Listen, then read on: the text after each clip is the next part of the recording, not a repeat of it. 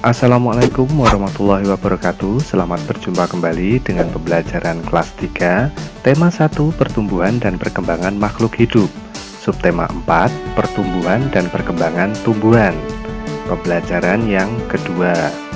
Namun sebelum saya mulai kegiatan pembelajaran kita kali ini, marilah kita berdoa kepada Allah Subhanahu wa Ta'ala agar semua materi yang saya sampaikan bisa bermanfaat bagi kalian semua. Selamat menyaksikan. Perkembangbiakan tumbuhan dengan biji. Sebagian besar tumbuhan berkembang biak dengan biji. Tumbuhan dewasa akan berbunga dan menghasilkan buah. Di dalam buah terdapat biji. Biji berkembang menjadi tanaman baru. Tanaman baru tumbuh menjadi dewasa dan berbuah. Perputaran tahapan perkembangan tersebut membentuk sebuah siklus atau daur hidup. Perhatikan gambar bagian-bagian biji di samping. Lapisan yang paling luar disebut selimut biji, berfungsi untuk melindungi biji. Kemudian bagian yang tengah, bagian yang terang merupakan embrio atau calon tumbuhan baru. Sedangkan bagian berikutnya adalah kotiledon, sumber makanan untuk calon tumbuhan baru. Amati gambar berikut. Gambar tersebut menunjukkan daur hidup tanaman semangka. Setelah itu, lengkapi bagan daur berikut dengan gambar yang sesuai. Yang pertama adalah gambar D, yaitu biji. Berikutnya dari biji menjadi gambar B, yaitu tunas. Kemudian tunas menjadi gambar E, yaitu tumbuh. Setelah tumbuh, maka akan berbunga seperti gambar C. Lalu dari bunga akan berbuah seperti pada gambar A. Biji semangka yang sudah terpisah dari dagingnya akan menjadi benih semangka. Biji semangka memiliki cangkang yang keras, sehingga akan susah tumbuh jika langsung ditanam dalam tanah. Biasanya direndam dalam air hangat dahulu atau dengan merobek sedikit cangkang agar tunas keluar dengan mudah. Setelah itu ditanam dalam tanah dengan kedalaman kurang lebih 5 cm. Setelah benih ditanam, kemudian akan tumbuh menjadi tunas kecil atau kecambah dan mulai terlihat pada permukaan tanah. Pada fase ini, petani perlu menyiapkan kayu sebagai media rambat semangka karena batang semangka mulai tumbuh. Fase selanjutnya, dalam beberapa waktu akan mulai muncul bunga. Bunga semangka unik karena memiliki dua kelamin dalam satu bunga, yaitu jantan dan betina, atau biasa disebut bunga banci. Bunga semangka cukup besar, berwarna kuning, yang lambat laun akan menjadi buah semangka. Selanjutnya, buah semangka awalnya hanya sebesar bola bekel. Ketika sudah mulai pertumbuhan, semangka bisa mencapai ukuran sebesar bola voli atau bola basket, dan mungkin lebih besar lagi. Karena batangnya merambat, maka buah semangka akan tumbuh di atas tanah. Perkembangbiakan tumbuhan dengan tunas. Selain dengan biji, tumbuhan berkembang biak dengan tunas.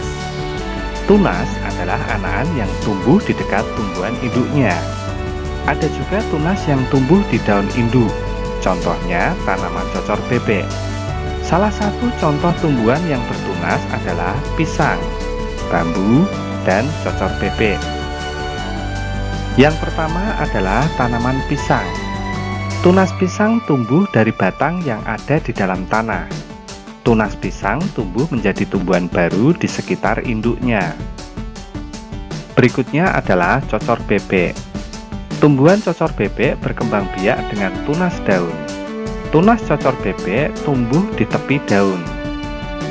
Selanjutnya, pohon bambu juga berkembang biak dengan tunas.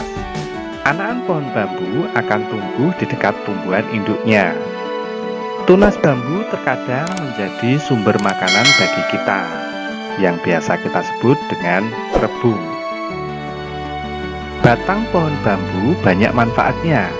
Salah satu manfaatnya yaitu bisa digunakan untuk bermain seperti pada gambar. Nah, permainan pada gambar tersebut disebut sebagai permainan lompat bambu. Selanjutnya, mari ikuti tahapan bermain sesuai dengan gambar. Yang pertama adalah buatlah kelompok yang terdiri atas 5 orang pemain. Seorang pemain akan bertugas melompat. 4 pemain lainnya bertugas memegang bambu. Kemudian, setiap pasangan memegang bambu berhadap-hadapan dan menggerakkan bambu secara bersamaan.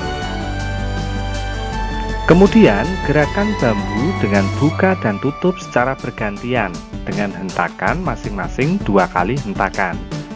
Pemain yang tidak memegang bambu melompat-lompat pada bambu yang terbuka. Jangan sampai kejepit bambu. Nah, lakukan secara bergantian. Simaklah bacaan berjudul Pentingnya Bekerja Sama. Bermain lompat bambu memerlukan kerjasama yang baik antar sesama pemegang bambu maupun pemainnya. Jika tidak ada kerjasama, akan membahayakan pemain dan pemegang bambu. Tangan pemegang bambu bisa terjepit bambu jika tidak bekerja sama dengan baik. Kaki yang melompat pemain akan tersangkut dan terjepit bambu jika tidak ada kerjasama yang baik juga. Selain kerjasama, konsentrasi pemain juga sangat penting saat bermain lompat bambu. Jika tidak konsentrasi, maka akan membahayakan seluruh pemain. Setelah kalian menyimak bacaan tadi, sekarang mari kita bahas pertanyaan berikut. Yang pertama, apakah kamu bekerja sama dengan teman saat bermain lompat bambu? Pastinya iya, karena jika tidak, maka kaki kita akan tersangkut dan terjepit bambu. Yang kedua, bagaimana cara kamu bekerja sama? Iya, dengan menjaga kekompakan dengan pemegang bambu agar gerakan harmonis dan tidak membahayakan pemain yang sedang melompat.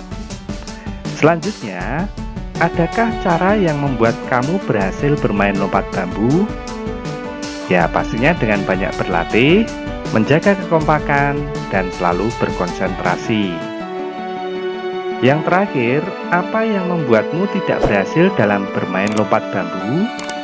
Ya, karena tidak pernah berlatih, tidak menjaga kekompakan, dan tidak berkonsentrasi pada saat bermain. Cukup sekian yang bisa saya sampaikan. Semoga bermanfaat bagi kalian semua. Terima kasih telah menonton sampai akhir. Sampai jumpa pada pembelajaran berikutnya.